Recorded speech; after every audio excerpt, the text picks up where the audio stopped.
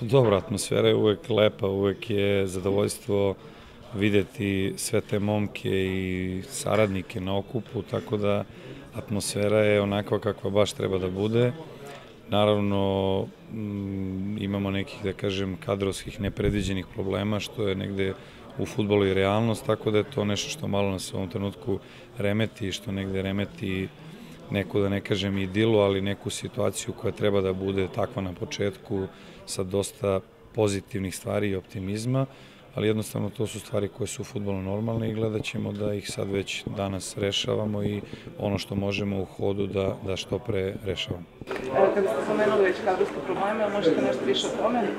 Mogu, pa da, upravo smo dobili informaciju, došlo na okupljanje i Filip Stevanović i Strahinja Pavlović iz Partizana.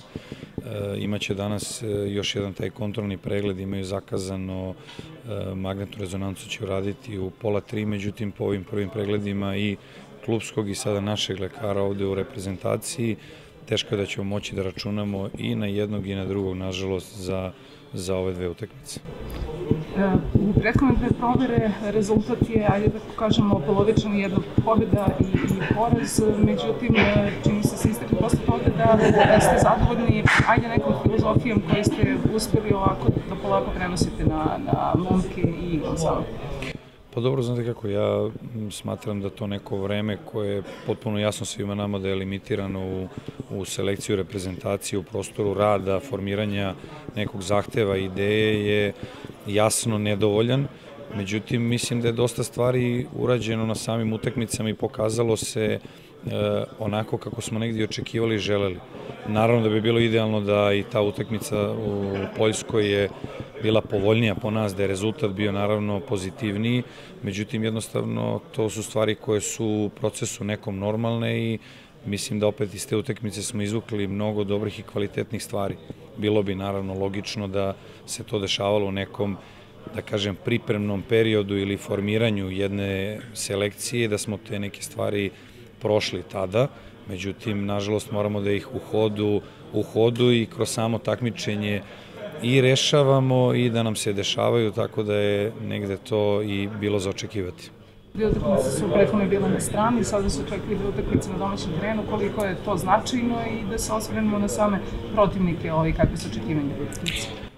Pa ja se radujem, naravno, što igramo kod kuće i radujem se što u Nišu smo domaćini, što će naša publika imati prilike da vidi. Nema tako često prilike, naročito van Beograda, nemaju ljudi prilike da vide svoju selekciju i verujem da ćemo imati veliku i vatrenu podršku i ja stvarno to od srca želim, jer ovi momci će kvalitetom svojim i odnosom sigurno zaslužiti simpatije. Očekuju nas dve utakmice, jedna za drugom, tako da domaći teren je naravno uvek prednost za sve nas.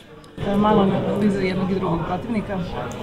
Pa dobro, to jednostavno gledam da tako i momcima postavljam stvari, da idemo od utakmice do utakmice. Estonija je prva i Estonija je selekcija koju iz neke analiza koje smo odradili opet naslonjena negde na tu školu fudbala koja je u tim nekim bivšim sovjetskim republikama prisutna. Mislim da ima nekih sličnosti, tako da možemo da vidimo čvrstu, kvalitetnu, disciplinovanu ekipu koja se negde više oslanja na brži napad, kontranapad, na stabilan blok u nekom srednjem bloku ili čak i nižem. Tako da mislim da je to onako jednostavno i jedna i druga utakmica, verovatno protivnici možda sa različitim kvalitetom, ali sa jako sličnim stilom igre. Šta je ono čime biste bili zadovoljni ishodu ove utakmice? Pa znate kako, ja bih bio zadovoljan, da momci podignu nivo igre za 10% u odnosu na ono što smo radili u prethodne dve utakmice, jer sam siguran i smatram da bilo koji proces koji je obrnut nije dobar u bilo kom smislu. Mislim da je upravo iz te dobre igre, iz kvalitetne igre će i doći kvalitetan i dobar rezultat. Tako da ono što je za očekivati je sigurno da mi na domaćem terenu preuzmemo i ponašamo se kao favoriti. Mislim da to i kvalitetom i odnosom i sa idejom zaslužujemo. Kakav će rezultat biti, pokazat će naravno sam teren. Prokomentarišete sam spisak nekoliko promjena u odnosu na pre mesec dana i da li mi sad krivo što Vlahovića niste vrstili, dade juče 2 gola, mada je to bilo 5-0, pa je možda bilo i lakše nego... Ono što je jasno, spisak se promenio u odnosu na upravo one moje reči koje sam rekao i na prvom okupljanju. Mislim da mlada reprezentacija mora da bude filter za tim. Filter u svakom pogledu i u svakom kontekstu i igračkom i ono što je još za mene važnije u odnosu modela ponašanja jednog reprezentativca. Tako da kada pitate konkretno ovo za Ducu, sa Ducom sam ja obavio razgovor, Duca jasno zna šta treba da uradi, na koje stvari mora da utiče njegov fudbalski kvalitet, to je neosporno i ja sam se oduševio, naravno čestitao mu juče, tako da su to stvari koje su kod njega potpuno jasne i nisu uopšte sporne. Ove druge stvari koje on će promeniti, na koje želimo da utičemo, upravo moraju da budu primer da ne bismo imali sutra u selekciji neki, da kažem, incident ili situaciju koja je možda trebala da se rešava ranije, tako da su stvari to negde normalni, to je neki proces i odrastanja i sazrevanja sa puno razumevanja, ali isto tako sa puno odgovornosti sa svih strana. Bićete jači za Terzića, to je onako lakše sada za formiranje te zadnje linije? Pa dobro, videli ste sad upravo ovu informaciju koju smo dobili od centralnih bekova, Strahinja Pavlović koji je standardan i verovatno najstandardniji igrač i u Partizanu, koliko smo negde informacija prikupili ove jeseni, odigrao je sve utakmice, tako da gubitak takvih standardnih igrača je problematičan jer Terzić se pojavlja opet kao neko nov ko nije bio na prethodnom okupljanju, a negde najosetljiviji deo ekipe, ta zadnja linija koju treneri obično svi gledaju da što manje menjaju ili eksperimentišu, da drže to negde tu okusnicu zbog samog uigravanja i kompleksnosti pozicije. Međutim, opet su to stvari koje, kažem, moramo da se adaptiramo i prilagođavamo u hodu. Svakako da je dolazak Terzića jedan plus za sve nas i on prošli put nije mogao zbog te operacije, zbog zdravstvenih problema, tako da uklopit će se on brzo, poznaje nove momke, poznajemo mi njega, tako da s te strane neće biti nikakav problem. Slijedom utakmice protiv Poljske, ako ih napustite danas, može da bude, ajde, ja ću to dam samo slobodu, 30-40% dobro pripremno za dve naredne utakmice koje čekaju. Znate na što mislim? Naravno, tako je. Pa upravo to je sad ovo, to jeste ono pravo pitanje, u suštini mi smo taj proces koji smo trebali da radimo ga negde u hodu kroz same kvalifikacije. Ta snaga i kvalitet protivnika koji je pokazao zavidan nivo organizacije i selektora koji tamo već radi u nekom drugom ciklusu, bi bilo logično da smo imali mogućnost da se negde odmerimo u nekim pripremnim ili prijateljskim utakmicama, pa da na osnovu tako kvalitetnog protivnika možemo da odmerimo i koje su nam vrline i mane i da možemo naravno da ih korigujemo pre samog takmičenja.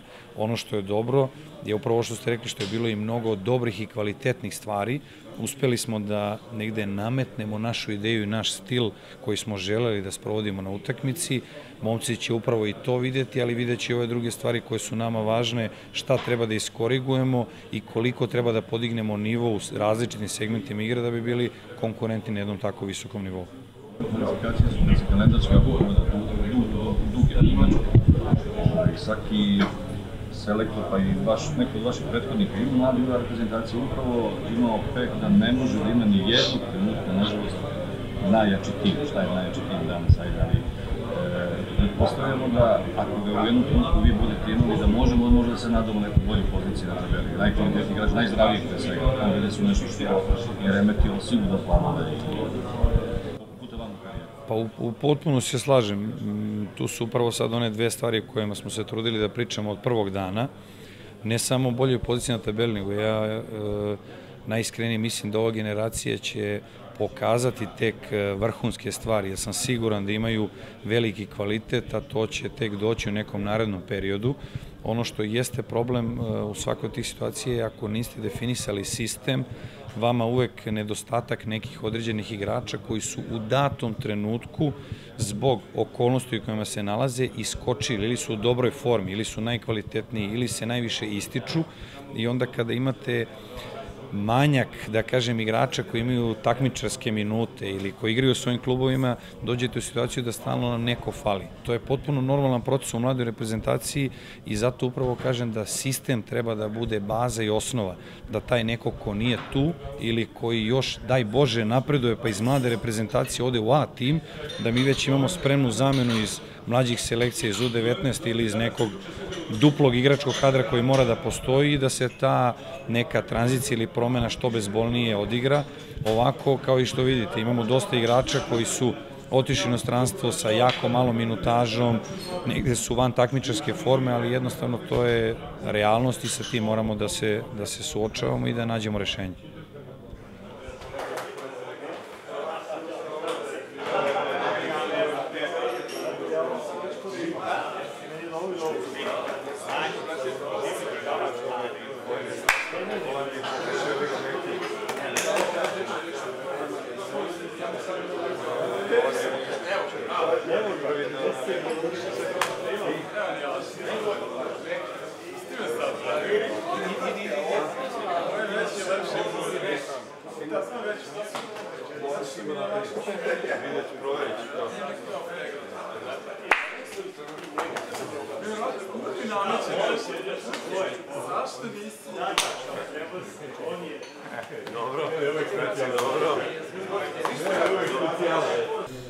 Pa dobro, jeste, posle mesec dana smo se opet okupili, atmosfera je uvek odlična, drago mi je što smo se opet okupili i jedva čekamo prvu utakmicu sa Estonijom. Kako se navikavate polako na novi stručni štab? Pa iskreno da kažem, već smo se i navikli, to je neki igrači su već sarađivali sa tim stručnim štabom, tako da većina igrača upoznato je sa tim radom, sa šefom stručnog štaba i mislim da će to sve biti kako treba. Nakon dve provere na strani čekaju vas utakmica protiv Estonije i Rusije na domaćem terenu, igrate u Nišu, kako su očekivanja? Pa očekivanja su da moramo da pokažemo taj timski duh, da igramo za ovaj greb što nosimo i jedino tako možemo stignemo do pobjede i mislim da su nam neophodne obe pobjede protiv Estonije i protiv Rusije. Da li bi mogao malo da analiziraš protivnike?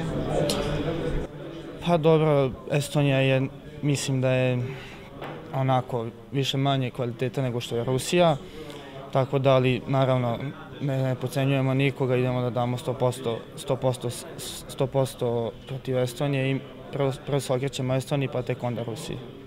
Šta je ono što je bilo dobro u prethodne dve utakmice, a šta je ono što biste promenili i poboljšali, ajde tako kažemo sad?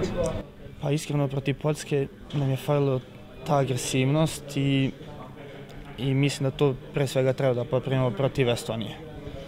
A drugo mislim da šansu koju stvorimo da treba da je odmah iskoristimo. Onako standardan si i kod Stolici i kod Milovanovića, jedan od najstandardnijih. Koliko ti to znači? Ti pokrivaš, što se kaže, dve pozicije, više pozicije? Pa tako je, mogu i na beku i na štoperu. Što vi kažete, standardan sam bio i kod prethodnog selektora. Drago mi je zbog toga i čast mi je da budem, što vi kažete, standardan. I naravno što branim boje ovog greba.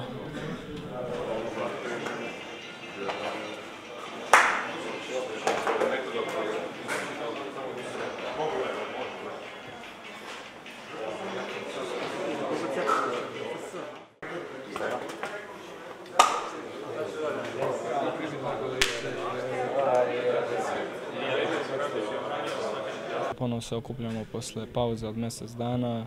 Imamo ove dve utakmice ispred nas koje ćemo naravno pokušati da pobedimo i jednu i drugu i da se vratimo u trku za prvo mesto. Što se tiče atmosfere, atmosfera je kao i uvek odlična, ima par novih momaka, ali većina je dugo već tu i brzo će se i oni uz nas navići na ovaj rad i na novi stručni štab. Mi smo se već pomalo i privikli, bili smo prošlo okupljanje 10 dana zajedno, tako da mislim da još ovih 10 dana da će biti sve kako treba. Nećeš imati para u odbrani? Pa vidjet ćemo danas, treba valjda da ide da proveri još tu povredu, pa će danas znati sigurno da li će moći ili neće, ali ako ne bude, ne daj Bože mogao, ima nas dosta štopera, tako da ćemo... Ima ko da ga zameni? Da, tako je. Šta je sa Rusima, kako ti se čini?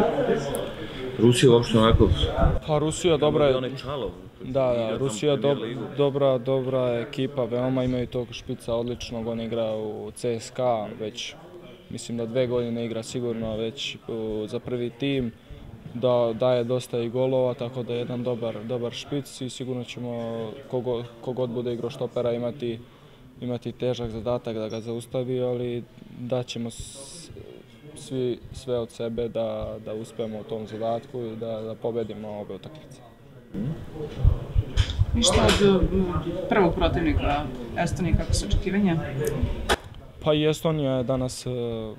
Svaka reprezentacija na svetu je dobra ekipa, tako da ćemo u narednih 4-5 dana koliko imamo ispred Estonije pokušati da se pripremimo najbolje što možemo i da, kao što sam već rekao, da pokušamo da pobedimo utakmicu. Šta možete ste izvukli iz prethodne dve utakmice, što je dobro, a šta bi trebalo da popraviti? Pa, šta bi trebali da popravimo? Uvek ima, svaka utakmica uvek ima neke stvari koje treba da se poprave. To se menja iz utakmice u utakmicu. Jednu utakmicu može da bude sve kako treba, drugu jednostavno da nas ne krene i da ne uradimo ono što smo se dogovorili, da nas možda neće taj dan. Ali sve u svemu, ovih 5-6 dana koliko imamo, trudit ćemo se da ispravimo sve greške koje smo pravili i da odradimo sve što je potrebno da bi ostvarili naš cilj.